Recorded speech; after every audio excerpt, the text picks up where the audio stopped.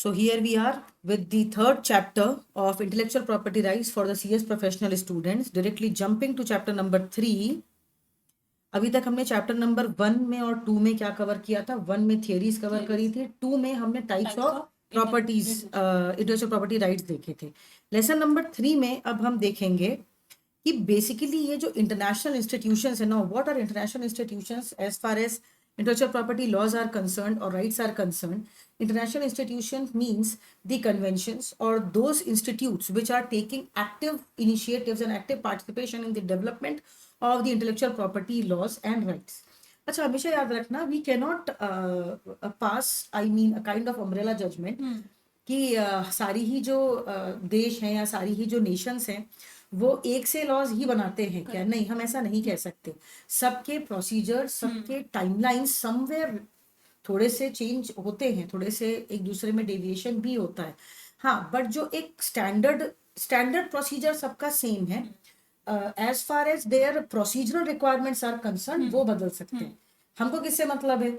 India में लगने वाले लॉज हैं उनसे मतलब है क्या? लेकिन हम कन्वेंशंस को छोड़ सकते हैं? नहीं छोड़ सकते हैं. तो this has to be kept in mind कि whenever we are thinking about the intellectual property laws, we have to keep in mind the international conventions or the treaties which have taken place, which we have signed as a country, what we have signed with other nations.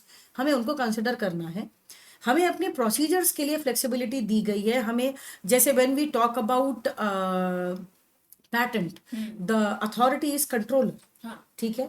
But that is not so the case in copyright. Copyright में the rules are different. Registrar एक अलग authority है, controller एक अलग authority है. दोनों अपनी अपनी जगहों पे इंपॉर्टेंस रखते हैं. But when you are writing the answer of a patent application और अगर आप वहां पे कंट्रोलर के बदले रजिस्ट्रार लिख देते हैं तो whether you will fetch marks? No. Whether it will be a correct answer? No.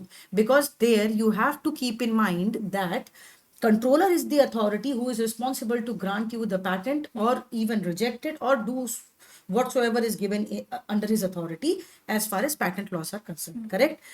तो यहाँ पे हमें दो चीजें देखनी है. इस पर्टिकुलर चैप्टर में we will cover the role of international institutions, जैसे जो भी बर्न कन्वेंशन हुआ, जो भी इंटरनेशनल ट्रीटीज हुई. तो कोई भी इंटरनेशनल ट्रीटी पे क्वेश्चन आता है तो सीधे कहाँ जंप करना है? लेसन नंबर 3 में हमें जंप करना है.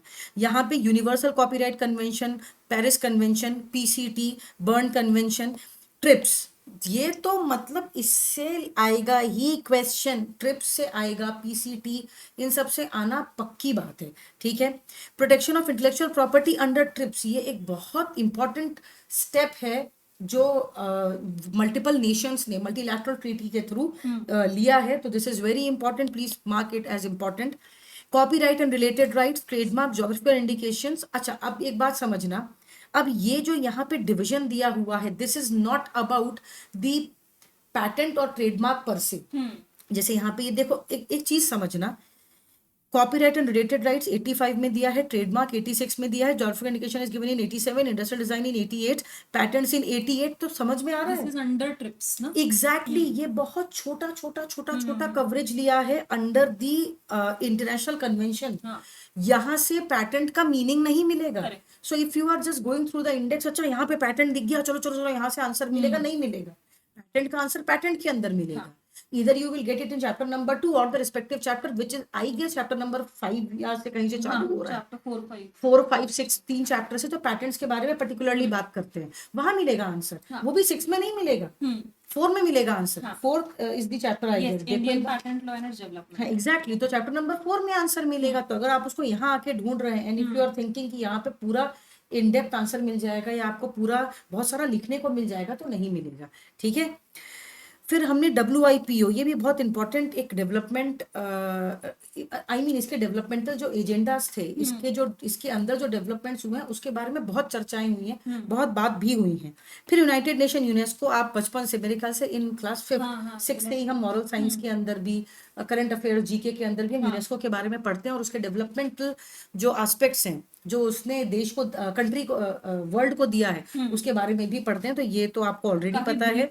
बहुत ब्रीफ, बहुत छोटे में दिया हुआ है, बट एक जगह पे कंसोलिडेटेड दिया हुआ है. तो lesson number 3 talks about the consolidated overview, consolidated overview of all the international treaties, conventions या जो भी हमने साइन किया है multilateral और bilateral treaties. तो ये chapter is all about this coverage only. तो आपको क्या करना है, क्वेश्चन में केस स्टडी में यूनेस्को दिखा, सीधे टंग से बजनी चाहिए दिमाग की घंटी कि इंटरनेशनल कन्वेंशन है. पहले जाके चैप्टर नंबर 3 में देखते हैं whether there is some reference given in chapter number 3 on this topic. जैसे अभी हमको चैप्टर नंबर 2 में कॉपीराइट या किसी का रेफरेंस दिख गया था, दिखा था, वैसे इसके अंदर भी पॉसिबिलिटीज हैं. ठीक है. सो आपका जिम्मेदारी क्या है, टू गो फॉर इट. एक बार चैप्टर नंबर 3 का लास्ट दिखाना, लेसन राउंड अप. हाँ लेसन राउंड अप दिखाना. ये चैप्टर नंबर 2 है. हाँ ये है. तो इसमें अगर देखा जाए, देखो लेसन राउंड अप में सबके बारे में दिया गया, पर्टिकुलरली यूसीसी, पीसीटी, डब्ल्यूआईपीओ और बर्न कन्वेंशन के बारे में स्पेसिफिक रेफरेंसेस दिए हुए हैं. सो माय सजेशन, प्लीज इसको जाके देखो और ग्लॉसरी में देखो, कुछ चीजें दी हुई हैं. मॉरल राइट्स हम पढ़ते हैं ना, फंडामेंटल राइट होते हैं, लीगल राइट होते हैं, वैसे ही मॉरल राइट होते हैं. हमने ये स्पेसिफिकली पढ़ा है कि मॉरल राइट होता है कि आप किसी का प्रॉपर्टी गलत तरीके से यूज ना करो. So see this word is important. Legal हो भी गया तो भी इमोरल. एग्जैक्टली. अगर वो आप उसके पीछे लॉजिकल एक्सप्लेनेशन जोड़ दो, पर वो मॉरली सही है क्या, नहीं है. तो मॉरल राइट, फ्री यूजेज, ये सारी कुछ कॉन्सेप्ट दिए हुए हैं जो प्लीज आपको जाके देखने चाहिए. This is my suggestion for chapter number 3. जो पीछे वाला पार्ट है, ये मुझे मैम ने हमेशा से बोला है कि ये काफी इंडिकेशन आ जाता है आपको यहीं से कि किस तरीके से पेपर आने वाला है. This genuinely proved to be very helpful in the previous papers to me as well. क्योंकि सच में क्वेश्चंस का रेफरेंस बहुत ज्यादा पीछे के क्वेश्चंस और लेसन राउंड अप जब से आता है. तो सी अभी अगर वो आपसे इधर से कुछ क्वेश्चंस पूछ रहे हैं या आपको रेंटल राइट्स, मॉरल राइट्स, अभी यहीं पे उनने क्वेश्चन अगर बना दिया तो आपको क्या मिलेगा. अब एक बार क्योंकि आपकी आंखों के आगे सामने से वो चला गया कि हमने ये डिस्कशन किया था 5-7 मिनट में कि what is a moral right, what is a rental right, उनके बीच का डिफरेंस हमें दिया हुआ है. इमीडिएटली आंसर फ्रेम कर लो. बस यही आईसीएसआई कह रही है कि ओपन बुक है, undoubtedly it is an open book paper, but आपकी जिम्मेदारी क्या है, just to thoroughly go through the study material. मुझे पता है आपका पेपर बहुत अच्छा होने वाला है. कल all the best from my side. ठीक है, चलो that's all for today. Thank you. Next chapter के साथ थोड़ी देर में मिलते हैं. तुम हर बार बोलो कि ma'am that's all for today, that's all for today बोल रही है, दैट्स ऑल फॉर टुडे हो क्यों नहीं रहा है. चैप्टर नंबर 15 तक नहीं होगा. चैप्टर नंबर 15 के बाद फाइनली मैं दैट्स ऑल फॉर टुडे बोलूंगी, ऑल द बेस्ट बोलूंगी. मेरी विशेष आपके साथ ऐसे चिपक के जाएंगी and I know that your paper will be great tomorrow. चलो थैंक यू.